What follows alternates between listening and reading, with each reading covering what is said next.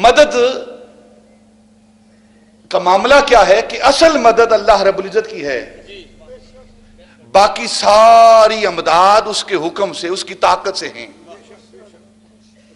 اس کے اشاروں اور اس کی قوتوں سے ہیں۔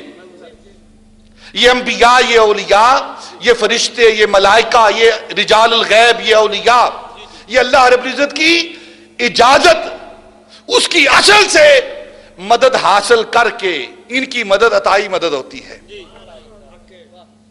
جس طرح ایک چھوٹی مثال دیتا ہوں کہ اللہ رب العزت کی ذات سمیع و بصیر ہے۔ سمیع و سمیع کا مطلب کیا ہے؟ سننے والا۔ بصیر کا مطلب کیا ہے؟ دیکھنے والا۔ اللہ کی ذات ہے انہ هو السمیع البصیر۔ قرآن کہہ رہا ہے کہ اللہ کی ذات وہ ہے جو سمیع اور بصیر ہے۔ آپ بھی سمیع اور بصیر ہیں کہ نہیں؟ کہ نہیں ہیں؟ بولیں جو ہیں، جو سمیع اور بصیر ہیں وہ بولے نا۔ آپ بھی سمیع اور بصیر، وہ بھی سمیع اور بصیر، یہ شرک ہو گیا؟ نہیں، ہماری سمع اور بصارت میں اور اس کی سمع اور بصارت میں فرق ہے، فرق ہے۔ اس کی سمع اور بصارت، اس کی سماعت، اس کی بصارت اس کی ذاتی ہے، اور ہماری سماعت اور بصارت اس کی عطا کرتا ہے۔ بس یہی فرق ہے۔ مدد اس کی ہے۔ بدر کے میدان میں مدد کرنے والا وہی ہے، لیکن کس کے ذریعے ہوئی؟ ملائکہ کے ذریعے۔ قرآن کو پڑھیں، عالم ارواح میں اللہ رب العزت حکم دے رہا ہے وَإِذْ أَخَذَ اللَّهُ مِيثَاقَ النَّبِيِّينَ لَمَا آتَيْتُكُم مِّن كِتَابٍ وَحِكْمَةٍ ثُمَّ جَاءَكُمْ رَسُولٌ مُصَدِّقٌ لِّمَا مَعَكُمْ لَتُؤْمِنُنَّ بِهِ وَلَتَنصُرُنَّ۔ پڑھیں قرآن کو۔ اگر غیر اللہ کی مدد منع ہوتی، صرف مدد اللہ کی ہوتی، تو اللہ قرآن کے اندر حکم نہ دیتا انبیاء کو۔ پھر ایک نبی کی بات نہیں، سارے نبیوں کو حکم دیا جا رہا ہے۔ پڑھیں قرآن کو۔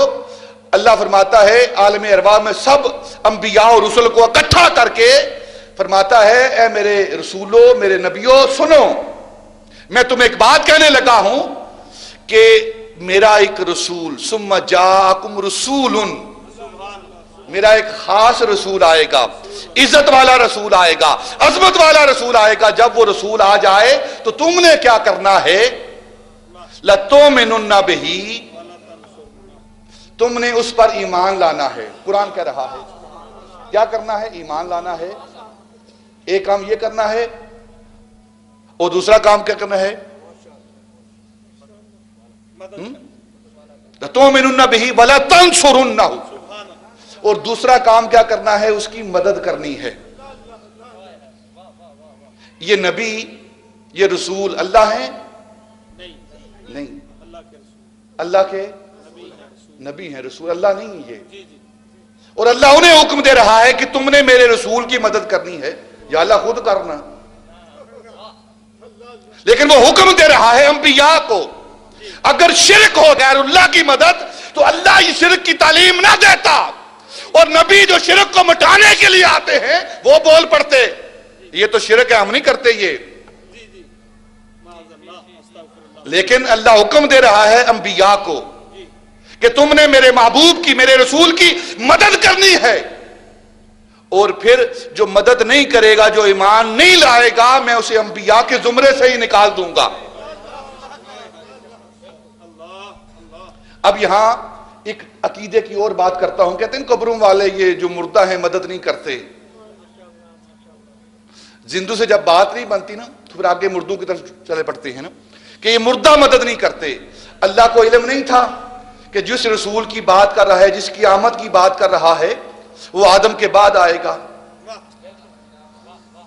وہ نوح کے بعد آئے گا، وہ ابراہیم خلیل کے بعد آئے گا، وہ اسماعیل ذبیح اللہ کے بعد آئے گا، وہ یوسف، یعقوب، یحییٰ ان کے بعد آئے گا، وہ موسیٰ اور عیسیٰ کے بعد آئے گا۔ اس کو علم تھا کہ یہ سارے نبی اپنی اپنی نبوت کا ڈنکا بجا کر چلے جائیں گے، اور اس کے بعد آخر میں میرا رسول آئے گا۔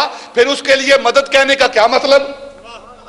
اللہ یہ عقیدہ دینا چاہتا ہے کہ بے شک میرے نبی قبر کے اندر بھی چلے جائیں، قبر کے اندر جا کر بھی وہ مدد کرتے ہیں.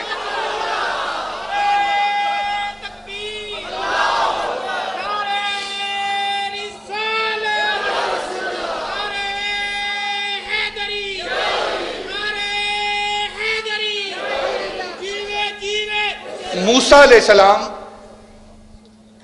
نے مدد کی ہے کہ نہیں کی؟ نبی پاک صلی اللہ علیہ وسلم معراج پر تشریف لے گئے نا، واپس آئے تو پوچھا تشریف لے آئے ہیں، کیا لائے ہیں وہاں سے؟ نبی پاک فرمانے لگے 50 نمازیں لے کر آیا ہوں. موسیٰ علیہ السلام کو وصال کیے ہوئے کتنا عرصہ ہو گیا تھا؟ اس واقعہ پر علماء محدثین مفسرین مورخین نے لکھا ہے کہ 3000 سال گزر چکے تھے. 3000 سال پہلے موسیٰ علیہ السلام، دوسری روایت کے مطابق 2500 سال. سال 2 سال 10 سال 20 سال کی بات نہیں، ہزاروں سالوں کی بات ہے. موسیٰ علیہ السلام وصال کر چکے ہیں، فوت ہو چکے ہیں، بقول خیش مردہ ہیں. اور موسیٰ علیہ السلام نبی پاک صلی اللہ علیہ وسلم سے عرض کر رہے ہیں کیا لے کر آئے ہیں؟ کہتے ہیں نماز لے کر آیا ہوں. کتنی؟ 50.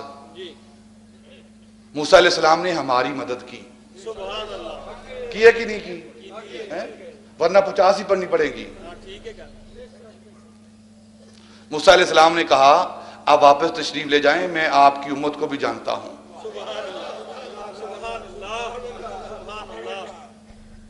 آپ کی امت کو جانتا ہوں. 50 کیا، یہ تو 5 بھی نہیں پڑھیں گے. یہ موسیٰ علیہ السلام کی مدد ہے جو 50 سے 5 نمازی ہوئی ہیں. یہ مدد ہے کہ نہیں؟ اور یہ 5 بھی ہمارے لیے باری ہیں. تھوڑی سی مدد اور کر دیتے اچھی بات تھی. موسیٰ علیہ السلام تھوڑی مدد اور کر دیتے کہ یا رسول اللہ ایک بار اور پھیرا لگاؤ تاکہ کام ہی ختم ہو جائے. یہ 50 سے 5 یہ موسیٰ علیہ السلام کی مدد ہے. اور موسیٰ اللہ نہیں ہیں، نبی اللہ ہیں، کلیم اللہ ہیں. اور پھر ایک اور بات کرتا ہوں، ایک حدیث پاک بخاری کی پیش کرتا ہوں، بات ختم کرتا ہوں یہاں. نبی پاک صلی اللہ علیہ وسلم آپ اپنے صحابہ کے ساتھ تشریف لے جا رہے ہیں، مدینہ المنورہ سے باہر نکلے. بخاری کے حدیث پاک ہے یہ.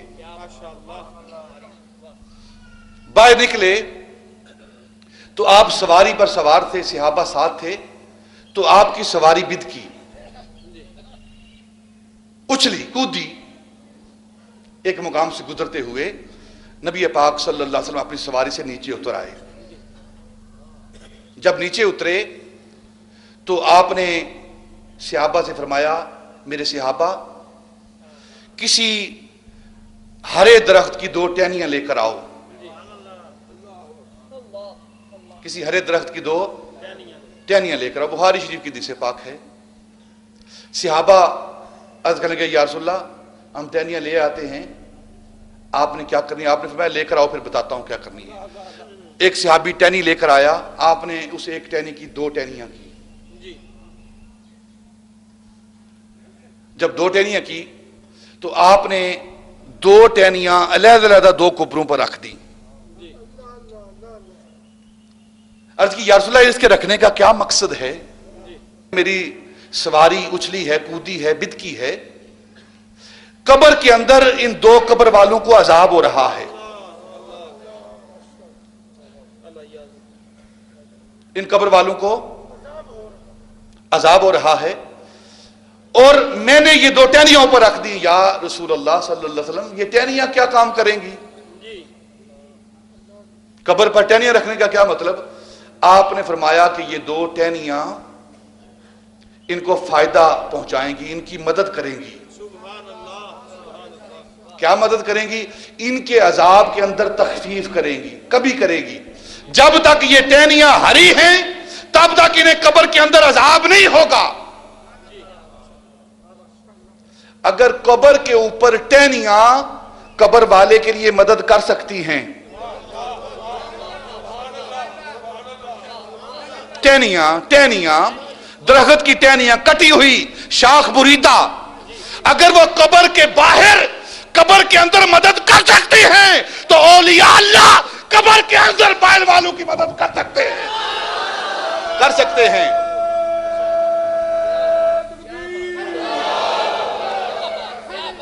اگر ٹہنی یہ قبر والوں کی مدد کر سکتی ہے تو قبر والے جو اللہ کے ولی ہیں، جو اللہ کے نبی ہیں، وہ باہر والوں کی مدد کیوں نہیں کر سکتے؟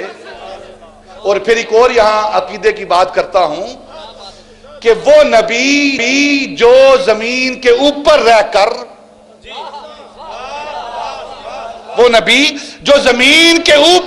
کر وہ قبر کے اندر دیکھ سکتا ہے، وہی نبی قبر کے اندر جا کر اوپر کیوں نہیں دیکھ سکتا؟